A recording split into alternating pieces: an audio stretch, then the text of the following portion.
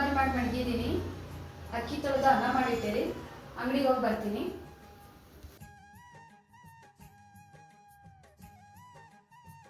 Let's go. 1 hour later.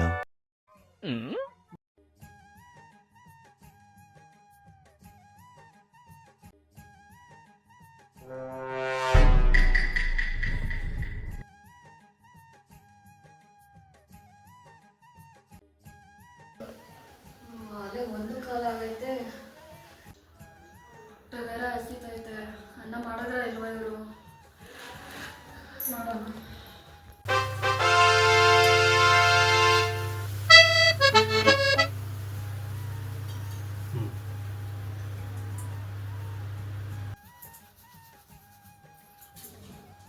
ರೀ, ಏನ್ ಮಾಡ್ತಾ ಇದ್ದೀರಾ?